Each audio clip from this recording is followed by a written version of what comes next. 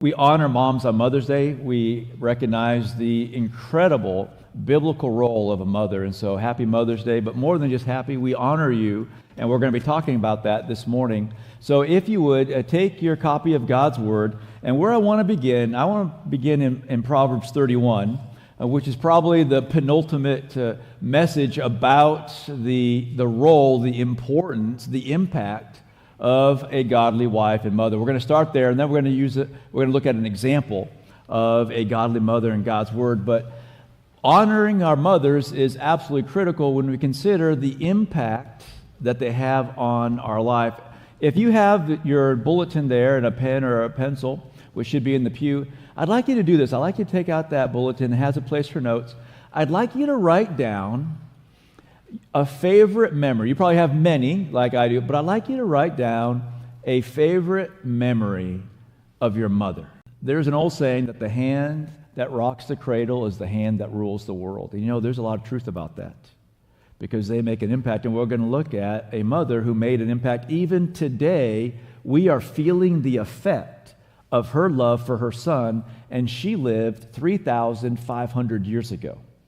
We're going to talk about the long shadow of that kind of love, the love of a mother. So for all of you mothers out there, we honor you. I was thinking about my wife, obviously our 4 children, and this is what I would say about my wife. I know it's true of all of you who are moms.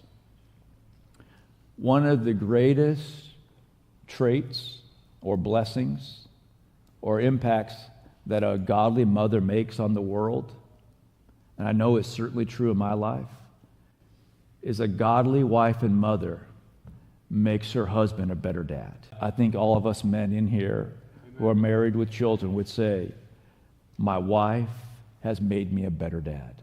I would not be the dad that I am if it weren't for my wife.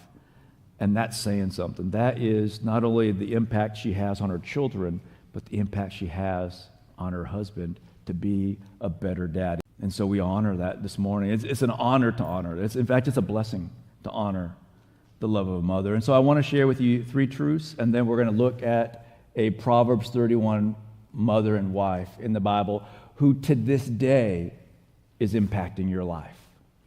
And I'll tell you who she is in a moment, but I want to share these truths. First one is this: a godly mother's love will protect, but not at the expense of God's divine plan. The love of a mother, it will protect her children, but not at the expense of the plan of God. And the woman I'm going to talk about when we get to Exodus, I'll have you turn to Exodus 2 in a moment, her name is Jochebed. She's the mother of Moses. And her love protected even at the risk of her own life because they were under orders to give up their children, their male children in particular, by Pharaoh. Her love protected him, but not at the expense of God's divine plan for him.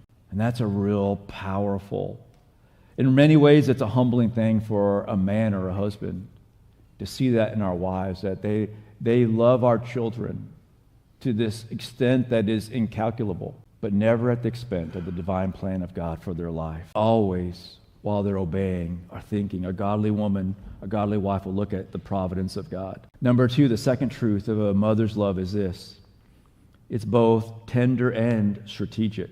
You see, when Jochebed placed Moses in that basket and put him in the Nile, it was being protective, it was being tender, but she was positioning him for God's purpose for his life. And a godly mother positions her children for the purpose of God in their life. And that's why I tell young dads,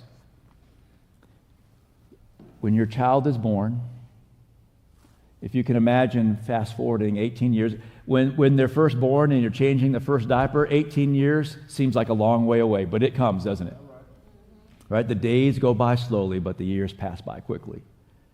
And this is what I tell young dads. When your child is 18, just imagine God taking your child in his arms and holding up your child and looking your child over. And he's going to hold you accountable for the spiritual condition of your child.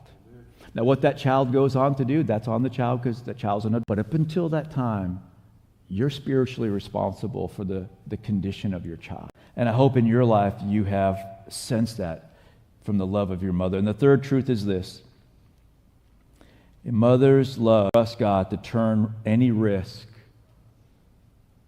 or any problem, any challenge, any waywardness to redemption. I know there aren't just a few of us in here that came to know Christ a little bit later in life. And when you accepted Christ like I did later in life, you probably heard your mother and your grandmother say, "We've been praying for you." It's like, I never knew you were unleashing the prayers on me. Because no matter what's going on in your life, they always trust the redemption of God for their child. That's an incredible. Your mom's not going to write you off. There might be a lot of people in your life that will write you off, but your mom is not going to write you off. And so as her children face challenges, a mother handles them with grace, but she also anticipates the redemptive plan of God in your life.